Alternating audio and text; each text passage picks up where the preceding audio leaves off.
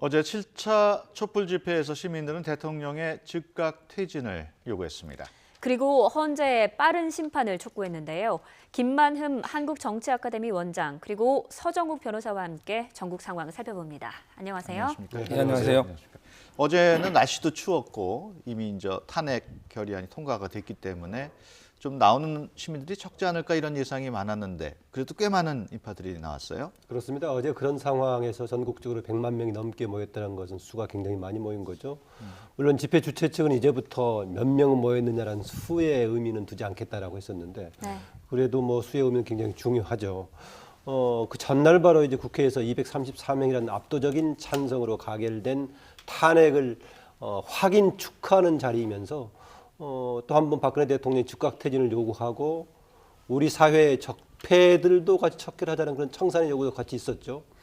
물론 이제 국회에서 탄핵 소추안을 가결해가지고 헌재에 넘겼기 때문에 이후에 절차가 있긴 합니다. 그러나 국민의 대표인 국회의 결정으로 차원에서 보자면은 대통령은 자격이 없으니까 내려오라는 결정 아니었겠습니까? 네. 바로 그런 차원에서 시민들은 대통령이 직접 내려오라라고 요구하는 그런 자리였다고 볼 수 있겠습니다. 이후에 진행되는 과정 속에서 박근혜 대통령 쪽이라든가 다른 정치권의 대응이 시민들의 요구하고 거리가 있을 경우에는 다시 한번 시민들의 집회 요구는 더 강력해질 수가 있겠죠. 네. 네. 소 변호사께서는 어떻게 보셨습니까? 저는 이게 그 촛불 민심은 그 한마디로 하면 이게 즉시 하야거든요. 근데 그 일부 야당에서도 촛불 민심에 편성해서 즉시 하야를 주장하는 분들이 있잖아요. 예. 근데 저는 그거는 반헌법적이라고 봅니다. 왜냐면 이게 이제 헌재 결정을 기다려야 되는데 다만 이게 저는 박 대통령의 스스로의 결단은 좀 필요하다 봅니다. 예. 왜냐하면 이게 끝까지 탄핵 재판까지 가서 한 표 차이나 두 표 차이로 기각된다 해서 이게 대통령직을 제대로 수행할 수 있겠습니까? 저는 이게 뭔가 나름대로 이게 한 4월이든 예. 뭔가 이게 질서 있게 어떤 스스로 결단을 내리는 야당이 이게 요구할 수는 없지만 예. 스스로 결단은 좀 필요한 게 아닌가 이렇게 헌재 봅니다. 결정이 나오기 전에. 저는 필요한 게 아닌가. 왜냐하면 이게 한 표 차로 기각되더라도 예. 식물 대통령은 안 된다는 거죠. 예. 네. 그런데 이제 관심은 헌재가 언제 그런 결정을 하느냐입니다. 먼저 탄핵 심판 절차가 어떻게 되는지도 궁금한데요. 뭐 일단 여러 가지 예측을 하고 있죠. 가장 빨리 끝나기를 기대하거나 생각하는 사람들은 현재 박한철 소장의 임기가 끝나기 전인 1월 말까지 끝날 거다라고 기대에 섞인 요구를 하고 있죠. 예. 이전에 추미애 대표가 그런 대개 예상을 하면서 얘기했고 끝나고 나서 그렇게 촉구를 하고 있는데 현실적으로 가능할지는 모르겠어요. 물론 지금 헌재에서 진행하고 있는 것이 굉장히 주말에도 쉬지 않고 열심히 자료를 보고 있고 외국에 나갔던 사람들도 들어오고 자료를 검토하고 있죠. 그리고 답변 요구서도 이전에 노무현 대통령 탄핵 때 했던 때보다 바로 더 급하게 달라고 했다고 그래요. 오늘 16일까지 1차적인 답변서 달라고 하는 거 보니까 진행이 되겠는데 과연 지금 얘기한 대로 빨리 끝날지 상당수의 전문가들은 그래도 적어도 일정한 시간은 걸리지 않겠느냐. 사안에 대해서 100% 찬반 아니면은 사실 여부를 판단하지 않더라도 검토해야 될 내용들이 일정하게 있기 때문에요. 그래서 박근혜 대통령이 자진해서 물러날 수 있다고 했던 4월 전환식에 되게 끝나지 않겠느냐 이런 관측들이 많은 것 같기도 합니다. 예. 예. 어떻게 예상하십니까? 저는 이게 탄핵이 좀 특이한 게요. 탄핵은 이게 원래는 징계잖아. 파면 시기는. 근데 법에는 형사소송 절차를 준용하게 되어 있습니다. 예. 이 말은 이게 엄격한 증거재판주의가 적용된다. 이런 뜻이거든요. 형사재판 절차라는 게. 그럼 이게 엄격한 증거재판주의라는 거는 결국에 또 우리 여러 가지 법칙이 있어요. 전문증거 배제 법칙이라는 게 있습니다. 예. 이 말은 이게 그 직접 정인으로 나와서 헌법재판소에서 이게 정인 신문을 통해서 공개 변론을 해야지. 예를 들어 이게 안종범 수석이나 최순실 씨가 뭐 신문 조서 있잖아요. 검찰에서 우리 조서 받은 거. 예. 이게 다 전문 증거입니다. 이건 이게 직접 헌재 재판관에서 정언한 게 아니고 이 사람들이 검찰 진술한 걸 서류로 적어낸 거잖아요. 예. 이게 이거 hearsay is no evidence. 전문 증거는 증거 능력이 없어요. 이 말은 이게 최순실 씨, 안종범 씨 모든 사람이 다 이게 법정에 나와서 공개 정인을 해야 됩니다. 예. 근데 출석을 할지 안 할지 모르잖아요. 실제 이번에 국정조사도 불출석했지 않습니까? 예. 저는 이게 이런 절차를 다 거치면요. 상당히 그 오랜 시일이 걸릴 걸로 보고 예. 노무현 대통령 때 이게 딱 세 가지 사유고 사실관계 팩트는 다툼이 없었는데 63살 걸렸어요. 근데 이번에 탄핵 사유가 18개입니다. 예. 헌법 위반이 13개, 법률 위반이 5개. 이게 다 정인이 몇십 명 될지 모르고 서류도 이게 엄청나게 많거든요. 예. 그래서 저도 이게 이거 빨라도 이정미 재판관이 퇴임하기도 빨라도 한 3월. 우리 이게 더 늦게 가면 저도 한 4, 5월까지도 갈 여지가 많다. 예. 이렇게 봅니다. 박근혜 대통령이 추가 변호인단을 구성을 했어요. 예. 그래서 그 심판 대리인으로 최명성 변호사를 임명을 했는데 예. 어떤 인물인지 좀 저도 이게 소개해 그 주시죠. 개인적으로 너무 친해서 말하기는 좀 곤란한데 예. 간단히 말하면 이게 그 한마디로 하면 젊은 보수주의. 아, 원래는 이게 그 화우에 근무하다가 예. 공익 활동 때문에 변협에 나와서 법제이사로 근무했고요. 주로 이게 북한 인권법 통과자인데 인권법 활동을 많이 했습니다. 예. 아마 이게 대통령 대리인이 되면서 화우에서는 탈퇴한 걸로 알고 지금 있고. 그래픽으로 나오고 있네요. 예. 사법연수 36기이고 탄핵 심판 대리인으로 임명이 예, 됐고. 나이도 이게 30대, 38 나이도 아주 젊고 예. 그러니까 젊은 보수 변호사다 이렇게 보면 되겠습니다. 예, 그렇군요. 네, 그리고 헌법재판소 재판관이 모두 9명이지 않습니까? 이들의 정치 성향 또한 결정에 영향을 미칠까요? 어떻게 보십니까? 저는 이게 정치 성향은 지금 이게 노무현 대통령 탄핵과 다른 점이요. 그때는 이게 자기 개개인 의견을 안 적어요. 예. 근데 이번에는 탄핵 9명이 다 8명이 다 자기 의견을 하나하나 적어야 되거든요. 따라서 이게 역사적인 기록이 되기 때문에 성향이 크게 영향을 안 줄 걸로 보고 예. 오히려 이게 저는 촛불이 세냐 아니면 이게 태극기가 세냐 태극기는 이게 박사모잖아요. 예. 이런 게 탄핵은 정치적인 재판이기 때문에 오히려 이게 국민의 여론에는 상당히 민감할 수 있지만 개인적인 성향은 크게 영향을 미치기 어렵다 봅니다. 김 원장께서는 어떻게 저도 비슷하게 보는데요. 이게 40~50% 정도의 찬반이 왔다 갔다 하는 그런 내용이라면은 성향과 여야 성향에 따라서 왔다 갔다 할 수 있는 거 아니겠습니까? 예. 이번에 박근혜 대통령 탄핵 관련의 가장 특징적인 것은요. 가장 매우 정치적인 쟁점 아니었습니까? 매우 정치적인 쟁점이었음에도 불구하고 보수 진보가 진영으로 대립했던 내용이라든가 여야가 대립했던 내용이 아니지 않습니까?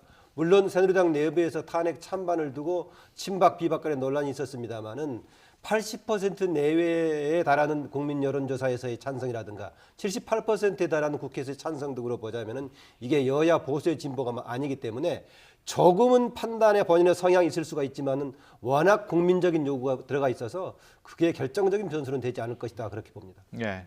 앞서 전해드렸습니다마는 그 박한철 소장을 비롯한 헌재 재판관이 출근을 하고 휴일도 근무를 했는데 추미애 대표 경우에는 1월 말까지 좀 결론을 내달라는 식으로 얘기를 했어요. 너무 촉박한 거 아닌가요? 제가 앞서 말씀드렸었지만은 추미애 대표가 이번에 탄핵 국회에서 가결되기 전부터 그런 주장을 했었죠. 예. 전에 김무성 전 대표하고 만났을 때 했던 주장도 같은 내용이었었고요.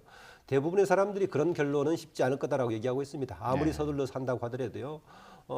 이제 되게 그렇게 1월까지 가능하다고 한 주장을 두 가지를 배경으로 들고 있는데요.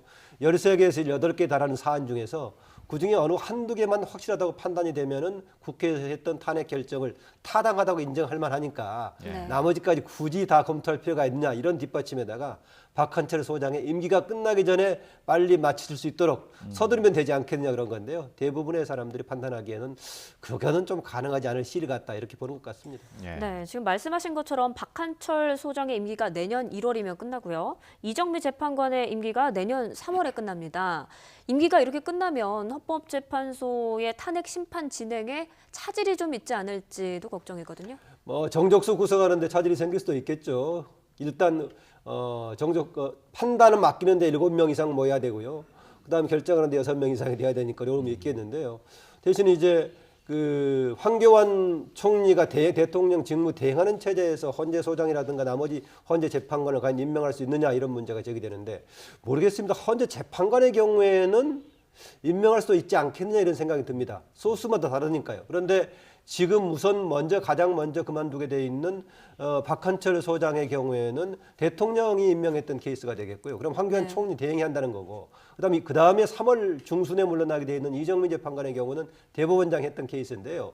전에 대법원장 임명할 때는 현재 약간 중립적이라거나 야권 성향의 대법원장이었었지만은 지금은 그렇게 보지 않을 거란 말이죠. 그 점에서는 국회 쪽에 다수를 차지하고 있는 야당 쪽에서 현재 여권이 주도하는 추가적인 재판관을 임명하는 것에서 동의하는 쪽으로 갈지 그렇지 않을지 그런 분위기가 영향을 미칠 거라고 봅니다. 네. 또 말씀하실 게 있으십니까? 예. 탄핵 소추안 내용을 보면은 예. 그 야당이 세월호 7시간을 거기다 집어넣었단 말이에요. 그 이유는 뭘까요? 저는 그게 아주 중요하다 보는데 촛불 민심 때문에 이런 거 아닙니까? 근데 이게 헌재 결정은 하나하나가 선례가 되고 역사가 됩니다. 예. 따라서 이게 어떤 거는 탄핵 사유가 되고 어떤 거는 안 되고 이게 다 판단해 줘야 돼요. 18가지에 대해서. 예. 그래서 이게 심리가 상당히 오래 걸릴 수가 있는데 제 개인적으로는 이게 그 세월호 7시간은 아마 이게 국회에서 직무유기죄로 한 거거든요. 예. 근데 우리 판례를 제가 간단히 소개하면요. 우리 판례는 이게 직무유기라는 게 어떤 게 구체적인 위험 상황에서 의도적으로 직무를 포기해야 돼요. 예. 이 말은 해경이 앞에 딱 구할 수 있는데 안 구해버리면 이건 직무유기입니다. 예. 근데 대통령은 상당히 어려운 게요. 우리 판례 보면 이게 그 무능력하거나 또 이게 게으르거나 또는 이게 바쁘거나 또는 이게 착각 등으로 성실하게 직무를 못한 경우는 직무유기가 안 된다는 거예요. 예. 직무유기가. 예. 대통령이 이게 7시간 동안 청와대에서 뭐 치료를 했든 미용을 했든 이게 뭔가 좀 정치적으로 잘못된 게 있다 하더라도 그런 거 가지고는 이게 이거 직무유기가 안 된다는 거거든요. 예. 그래서 이 부분이 가면 상당히 심리도 오래 길어질 뿐더러 상당히 그 탄핵 사유가 되기는 좀 어렵지 않을까 이런 예. 개인적인 생각입니다. 예. 그런 논란의 소진이 있겠지만 대통령의 직무수행 관련해서 그래도 가장 큰 거 중요한 쟁점이 아닌가 그런 생각이 듭니다. 예. 그렇죠. 아마 국민들로 봤을 때도 세월호 7시간 관련 대통령에 대해서 가장 문제를 심각하게 제기하고 있죠. 새누리당에서 일부 이것을 탄핵 사유로 넣으면은 찬성하기 좀 복잡하다라고 얘기했던 배경은 첫 번째 주장으로서는 사실이 확인되지 않는 것들이 있다는 것도 있었지만은요. 반대로 오히려 워낙 큰 쟁점이기 때문에 조금 꺼려했던 것도 있지 않나 그렇습니다. 예. 마침 뭐 화면에도 많이 보셨겠지만은 그저께 탄핵이 결정되던 날 방청석에 세월호 유가족 40명이 앉아 계셨지 않습니까? 네. 가장 중요한 부분이었었고요. 그동안에는 세월호 관련 얘기가 나오면은 아직까지도 세월호냐라는 문제가 일부 시각들이 있었죠. 예. 이번에 게이트 여러 가지 조사 과정, 청문회 과정을 보면서 역시 우리 사회가 해결해야 될, 우리가 정말 해결해야 될 문제다라고 던져졌고요. 또 하나 이런 게 있습니다. 일반적인 다른 판단, 형사법이라는 다른 판단에 준해서 볼 수는 있겠지만은 대통령 탄핵이 갖는 특히 대통령 역할과 관련 독특한 부분이 있습니다. 예. 헌법에서 주어진 대통령 해야 될 역할 관련해서 정말 제대로 역할을 했느냐, 특히 국민주권 부분이라든가 기본권 보장에 대통령이 재수행했느냐 관련해서 보자면 아주 중요한 부분이 아닌가. 그래서 국회에서 소추화를 발의할 때도 기본권의 첫 번째 조항인 헌법 10조의 기본권에서 생명권 관련해서 넣었다는 부분에서는 아주 중요한 대목이고 저는 넣은 게 타당하지 않았었나 제 주관적인 생각으로는 그렇습니다. 예. 네, 또 탄핵 소추안의 안건이 너무 많아서 이걸 하나하나 또 심리를 하려면 굉장히 오랜 시간이 걸리지 않을까 했었는데 이 중에서 핵심 사안만 몇 개만 뽑아서 할 수는 없는 건가요? 그런 게 어려운 게요. 아까처럼 이게 지금 현재 다수견에는요. 예. 예를 들어 이게 탄핵 의결이 되더라도 대통령이 하야할 수 있고 네. 사임할 수 있고요. 또 이게 다수견에는 사임을 하더라도 헌법재판소는 탄핵에 대해서 판단을 해야 된다는 견해가 많아요. 그런 게 왜냐하면 탄핵 재판이라는 게 어떤 게 대통령을 지위에서 물러나는 것만 목적이 있다면야 그럼 이게 사임하고 나면 굳이 재판할 필요 없잖아요. 예. 근데 그게 아니고 탄핵 재판 하나하나가 어떤 객관 소송으로서 선례가 되고 역사가 되기 때문에 판단을 해줘야 되거든요.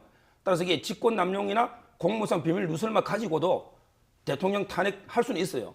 그렇지만 이게 뇌물이든 아까 조금 전에 말한 세월호 7시간이든 전부 이게 하나하나가 정말 중요한 쟁점 아닙니까? 예. 거기에 대해서 하나하나 판단을 해줘야 되지 한두 개 중요한 것만 심리해서 탄핵할 수는 없다는 거죠. 다 심리를 해야 된다는 겁니다. 예, 네. 헌법재판소가 내일부터 오후 2시에 이제 브리핑을 매일 하겠다 이렇게 네. 얘기를 했는데 노무현 대통령 탄핵 그 당시에도 그렇게 브리핑이 있었습니까? 저는 이게 제가 알기로 그 브리핑이 좀 있었고요. 근데 이 브리핑의 내용이 중요합니다. 예. 어떤 이게 실체적인 내용을 뭐 예를 들어 정인신문을 내용이라 이런 걸 공개할 수는 없는 거고요. 예. 근데 이게 재판 도중에 있는 거기 때문에 다만 이게 오늘 뭐 누구누구를 소환한다. 오늘은 누구누구 정인신문 한다. 이런 어떤 재판에 있던 절차적인 상황. 그거는 이제 브리핑이 좀 필요한 게 아닌가. 어떤 순수한 실체적인 재판 내용을 누설할 수는 없겠죠. 예.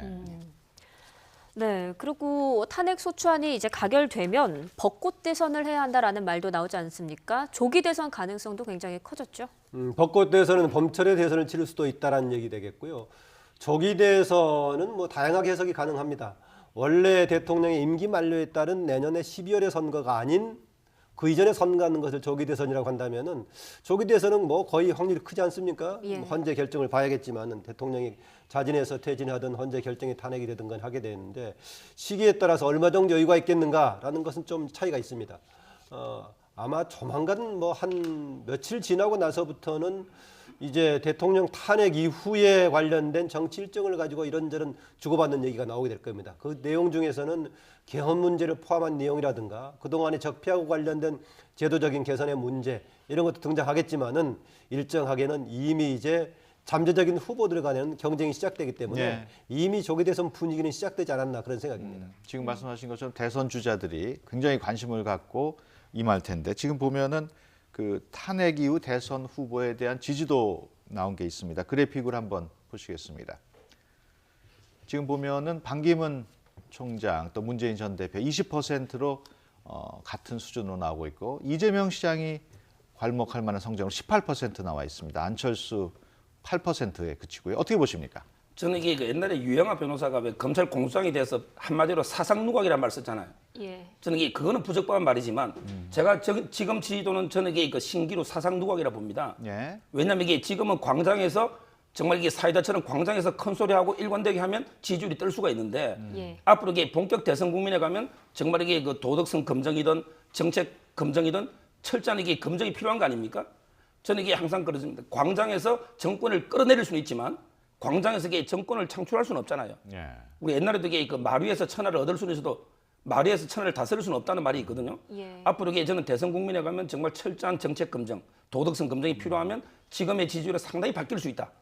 이렇게 봅니다. 원장님도 동의하십니까? 네, 이제 뭐 가변적으로 당연히 상황에 따라 바뀔 수가 있겠지만 현재의 그 힘을 받는 받침대로서의 역할은 굉장히 중요하지 않겠습니까? 예. 그 화면에 나왔던 다시 한번 보여주신다면 보겠습니다만은 지지도의 특성으로 보자면은 이재명 성남시장이 아주 10% 이상 뛰어오는 것은 괄목할 만한 상황이죠. 예. 지금 촛불 민심 전국은 이재명 시장 스타일이 아주 맞는 거였었죠. 국민들이 요구하는 바를 바로 즉각적이고 직접적으로 응답해주고 했던 점에서 아주 부합해가지고 지금 거의 뭐 오차 범위까지 들어온 수준이기 때문에요. 이재명 시장은 이후에 대권 경쟁이 상당히 해볼 만했다라고 보고요. 예. 반기문 총장과 문재인 전 대표는 항상 서로 선두를 다투고 있지 않았습니까? 예. 그 점에서 보자면 이번에 탄핵 정국에서는 상대적으로 야당에 유리한 국면이었기 때문에 조금 더 올라갈 수 있었지 않았느냐라는 추측에 비춰본다면 그대로 정체 상태가 있었다고 볼 수 있겠죠. 예. 탄핵 정국에서 크게 지지를 확대시키지 못했다라고 볼 수 있겠고요. 안철수 국민의당 전 대표의 경우는 사실 내용상으로 보자면 이번 탄핵 정국에서 상당히 일관되게 먼저 치고 나가고 그런 측면이 있었습니다. 그러나 그렇게 지지도라든가 대중적인 관점에 주목을 받지 못했어요. 이것은 안철수 전 대표의 스타일이 광장의 정치에 직접적이고 적이고 강하게 요구하는 그런 것하고는 조금 덜 어울리는 그런 측면이 아니었나 좀 이게 볼 수 있겠고요. 나머지 그동안에 잠재적인 대권 주자로 부각됐던 사람들도 이번에 그렇게 개별적으로는 특별하게 주목을 받지는 못했던 것 같습니다. 예. 방금 네. 말씀하셨듯이 이렇게 주목받지 못한 후보들, 아까 도표에는 안 나왔습니다만은 손학규 전 고문이라든가 박원순 시장, 네. 왜 그렇게 안 뜰까요? 지지도가? 뭐 이렇게 모든 사람이 동시에 뜰 수는 없는 거 아니겠습니까? 박원순 시장은 열심히 하신다고 했고 시민 참여를 강조했기 때문에 이번 촛불 민심하고는 논리적으로 보자면 가장 부합하는 쪽 아니겠습니까? 민심을 직접 참여하는.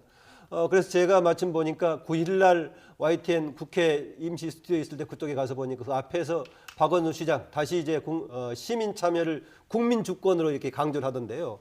보니까 국민 주권이라는 단어가 모든 사람이 쓰고 있는데 특히 이재명 시장이 강조하던데요. 어제 저녁 때 보도를 보니까 이재명 시장과 박원순 시장이 같이 서로 협력하면서 연합하겠다 그런 쪽이 나와 있는 것 같고요. 손학규 전 대표 말씀하셨는데 손학규 전 대표는 박근혜 전 대통령 한 사람의 퇴진만으로 끝나는 게 아니다. 이게 바로 국민들이 기존의 6공화국을 바꾸고 7공화국을 만들어놓은 거다 주장했었는데 이제 끝났으니까 그런 주장을 본격적으로 할 건데 그 주장이 과연 국민들에게 얼마나 호소력 있게 들릴지 이게 관건이 되겠습니다. 예. 네, 또 그런가 하면은 말씀하신 것처럼 반기문 총장은 여권 성향의 대선 후보 아니겠습니까? 그런데도 이 탄핵 정국에서도 지지율이 그대로인 걸 볼 수 있어요. 왜 그런 거라고 보십니까? 저는 이게 그 콘크리트 지지율이라고 안 보고요. 박근혜 대통령도 이게 30% 콘크리트 지지율이 지금 이게 4, 5%로 허무하게 무너지지 않습니까? 예. 그게 아니고 저는 이게 한마디로 본다면 샤이 박근혜는 없어요. 이 말이 이게 샤이 보수는 있습니다. 예. 이 말이 이게 그 정통 보수 세력이 박근혜 대통령을 비판하지만 그런다고 해서 이게 문재인이나 이게 야당 후보로 진보로 넘어갈 수는 없는 거 아니에요. 그런 이제 보수층들이 반기문의 지금 지지율을 밑받침하고 있다. 이렇게 보이고요. 예. 앞으로 이게 그 반기문 총장이 정말 이게 그 친박계로 갈 당이 새누리당이 뭐 분열된다면 친박으로 가느냐 비박으로 가느냐 이런 여러 가지 선택이 있잖아요. 예. 저는 이게 그 선택에 따라 상당히 앞으로 지지율이 요동칠 거로 봅니다. 예. 앞서 이재명 시장에 대해서 꼭 집어서 말씀은 안 하셨습니다만은 이재명 시장의 지금과 같은 지지율이 과연 앞으로 계속될지. 저는 이게 그 부정적으로 보는데 제가 옛날에 박근혜 대통령 토론할 때 가장 비판한 게 저는 박근영 씨하고 유경재단 가지고 지금도 이게 계속 대립했잖아요. 예. 항상 이게 우리나라 동양의 정치상은 수신 제가 치고 평천합니다. 예. 따라서 이게 저는 이재명 시장도 여러 가지 이제 구설수는 있지 않습니까? 뭐 형님하고 문제든 네. 앞으로 이게 그 도덕성이든 뭐 이게 가족 문제든 모든 검증을 다 해보면 네. 또 이게 지금은 정책 검증이 안 되고 있잖아요. 우리 이게 광장의 목소리로만 이게 지지를 뜨기 때문에 저는 앞으로 이게 그 상당히 좀 변화가 있을 수 있다 봅니다. 이재명 시장의 향후 지지에서 변수는 두 측면을 같이 봐야 된다. 하나는 뭔가 새로운 정치를 요구하는 사람들이 혹시 이재명 시장에 대해서 얼마나 기대할 수 있을지 이게 네. 변수가 될 거 아니겠습니까? 누구 표현처럼 새롭게 등장한 상품이기 때문에 주목할 수 있을지 않을지 하나가 되겠고, 또 하나는 어차피 지금 경쟁을 하게 되면 더불어민주당 내부에서의 경선 과정에서의 경쟁 아니겠습니까? 네. 그럼 가장 직접적인 경쟁 대상은 문재인 전 대표가 되겠죠. 예. 둘 간의 경쟁이 되겠고, 나머지 물론 세력도 있습니다만 문재인 전 대표 현재까지는 더불어민주당과 야권 전체에 대한 지지의 파이를 높이는 효과가 있기 때문에 긍정적으로 평가하고 있습니다. 그러나 내부적인 진영에 보면은 상당히 견제를 하면서 경우에 따른 비판적인 걸 보면은 앞으로는 새로운 뭔가 정치를 기대하는 세력이 과연 이재명 시장한테 지지로 옮겨갈 수 있을 것인가 문제와 더불어서 문재인 전 대표의 경쟁도 주목해볼 부분입니다. 예. 끝으로 약간 좀 논의가 잦아들었습니다만 개헌론 얘기를 안 할 수가 없습니다. 어떻게 전망을 하십니까? 개헌론은 등장할 수밖에 없다라고 봅니다. 제가 앞서 손학규 전 대표 얘기했습니다만은 더불어민주당의 전 대표를 했던 김종인 전 대표의 경우도 향후 한국 정치의 중요한 과제가 반패권과 반독점이다. 이를 위해서는 현재 대통령제를 바꾸는 게 필요하다라고 얘기했었는데요. 문재인 전 대표를 제외한 수적으로는 다수의 세력이 지금 개헌을 얘기하고 있어서 개헌은 쟁점이 될 건데 예. 다만 어느 대선 전에 개헌이 될 수 있을 것인가 아니면은 개헌 문제를 내걸고 공약으로 쟁점으로 내걸고 대선을 치를 것인가 이런 정도가 변수가 될 수 있겠습니다. 어떻게 예상하십니까? 저는 이게 지금 우리 대한민국은 정말 이게 역사상 한 번도 가보지 않은 길, 가지 않은 길을 가고 있고요. 이때 유일한 나침반은 저는 헌법이라 봅니다. 예. 헌법은 이게 나침반이 돼야지 헌법을 이게 당리당략의 도구나 정략의 도구로 이용해서는 안 되거든요. 근데 이때가 지도자들 보면 자기들이 지지율이 낮을 때는 개헌하자 했다가 예. 자기가 후보가 대통령이 될 가능성이 높으면 전부 개헌을 반대하고 있잖아요. 예. 저는 이게 상당히 일관성 없는 행동이라 봅니다. 그럼 개헌론 자체를 바람직하지 않게 보십니까? 저는 이게 개인적으로는 지금 이게 모든 문제가 헌법 때문이 아니고요. 제도 네. 때문이 아니고 저는 이게 정치 문화의 행태의 문제이기 때문에 저 개인적으로는 이게 개헌이 시급한 문제로는 안 봅니다. 예. 조금만 더 첨언할 수 있을까요? 예. 그동안에 9차례에 걸쳤던 개헌의 경우에는 두 가지 케이스였습니다. 독재 권력이 마음대로 그냥 개헌을 해버렸거나 예. 나머지 두 번의 경우에 4.19 이후하고 87년 6월 항쟁 직후에는 독재 정권이 붕괴되는 과정 속에서 이루어졌는데 예. 그러다 보니까 평시에 개헌은 사실상 불가능한 상황이었다. 예. 이번에 촛불 민심이라든가 게이트가 해결되는 과정의 전국은 거의 독재 정권이 붕괴되는 준 상황이기 때문에 쉽지 않은 뭔가 개헌을 할 수 있는 계기를 만들어준 거 아니냐 예. 그런 관점에서 볼 수 있다라고 봅니다. 예, 알겠습니다. 지금까지 김만음 한국정치아카데미 원장 그리고 서정욱 변호사와 함께 전국 상황 얘기 나눴습니다. 오늘 말씀 고맙습니다. 예, 감사합니다.